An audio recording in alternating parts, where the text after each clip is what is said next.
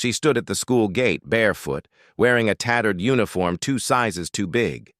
As other children stared, whispered, and laughed, she clutched her torn bag tighter. She had dreamed of this day her whole life, her very first day at school. But in just a few hours, she'd go from hopeful to heartbroken. What happened inside those school walls would not only break her spirit, but shake the entire town by sunset. Please support us by 1. Subscribe, like, and share for more with activating the notification bell. Thank you. Zara's life had never been easy. Raised in a small, tin-roofed hut at the edge of a garbage-strewn slum, she had never seen the inside of a classroom, only heard stories about it from her grandmother, a wise, wrinkled woman who once cleaned houses in the city. They lived hand to mouth, barely surviving on a monthly stipend and leftovers from kind neighbors. But everything changed the day a social worker visited their neighborhood and handed out school enrollment slips. Zara's eyes lit up like fireflies. She couldn't read the form, but her grandmother could, and she filled it out with trembling hands. For 3 weeks, Zara waited, cleaning her home, helping cook, and watching other children pass by with envy. She received no reply, and hope began to fade, until a man in a blue van appeared one morning with her name on a clipboard. She was in. She ran home screaming, hugging her grandmother, who wept and said, "Make me proud, child. Wear your scars like armor." On the morning of her first day, she wore a second-hand uniform stitched from 2 torn ones, slippers held together with string, and a bag made from flour sacks. But her heart beat with pride, until she arrived at the school gate. Mocking eyes, whispered laughs, a sneer from a boy twice her size. "You lost, rag girl?" She hesitated, then kept walking, but her dream was already cracking. By lunchtime, Zara had already endured a storm of ridicule. In class, a girl covered her nose when Zara passed by. A boy coughed and muttered, "Poor disease," loud enough for everyone to hear. Even the teacher ignored the snide comments.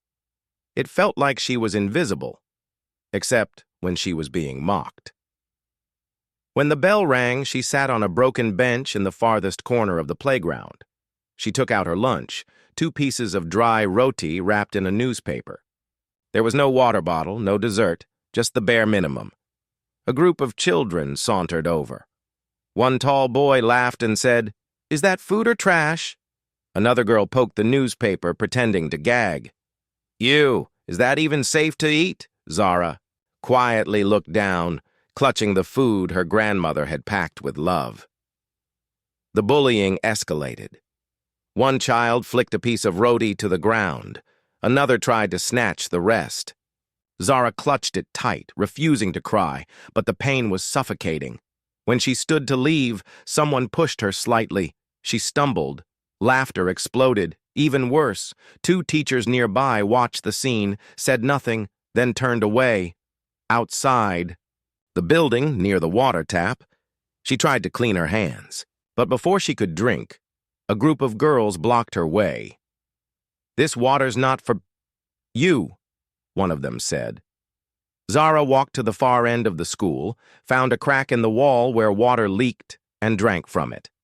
That was the moment the tears finally came, not because of thirst, but because it was only the first day. While students mocked Zara, the teachers were engaged in their own toxic gossip. In the staff room, air-conditioned and lined with posters of equality and inclusion, a very different conversation was happening. "Who let that girl in? She looks like she walked out of a trash dump," one senior teacher scoffed. "It's the NGO again. They keep dumping slum kids on us," another said, sipping chai. "They don't last, just give it a week. She can't even speak proper." "English," someone else added. Only one teacher, Miss Aisha, sat in silence. She was new, fresh from teacher training, idealistic, still believing education was about empowerment. Earlier that day, she had noticed Zara's eyes. They weren't dull, like many neglected children's. They were sharp, calculating. In class, Zara had raised her hand 3 times and answered correctly every time. Her grammar was shaky, but her logic was flawless. But the staff didn't care. Zara was a blemish on the school's image. That night, Miss Aisha couldn't sleep. She remembered how Zara refused to cry in class, even when a boy knocked her pencil case to the floor. There was strength in that child, and Miss Aisha couldn't stay silent any longer. The next morning, Miss Aisha came to school early and made a bold move. She spoke with the principal and insisted on something unprecedented. Zara would be made the leader of the science quiz team. "She's only been here a day," the principal objected. "She's better than half the class." Aisha replied firmly, "We owe her a chance." That day, Aisha walked into her classroom with Zara beside her. The class snickered. Someone whispered, "Here comes the garbage girl." Aisha raised her voice. "This is Zara, and today she's leading the class quiz. If you think you're smarter, prove it." The laughter stopped. Zara stood frozen at the board. She could feel 100 eyes boring into her. But then Aisha gently handed her a marker and smiled. And Zara began. She answered biology questions about the human heart like she had lived in a hospital. She solved math equations that even the top students paused at.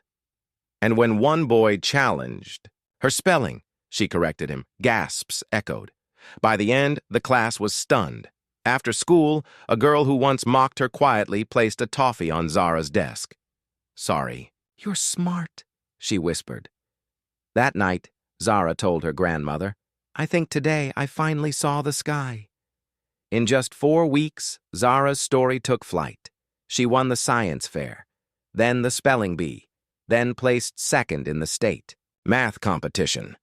Her name, once whispered with ridicule, was now shouted with pride. The headmaster, previously indifferent, stood beside her during assemblies.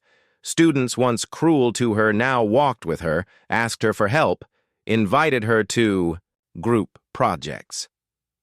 But the biggest moment came when a local news channel ran a story titled, "Slum Girl Outsmarts City Elites." The report showed her sitting under a tree, solving equations, her bag still the same rice sack. The video went viral.